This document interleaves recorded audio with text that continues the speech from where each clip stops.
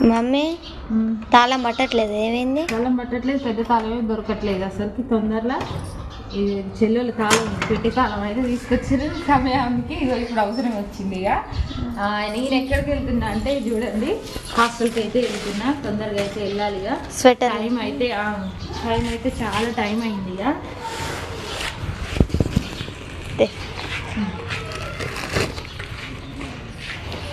ఇంకేం లేదు, పప్ప అలుగుద్దిగా పోయేసరికి. మేము అన్నం తిన్నాక అందరు పేరెంట్స్ వచ్చి మీరు రాలేదా అని అలుగుతుంది. ఇక డాడీ బండి తీసిండు. తీసిండాడు.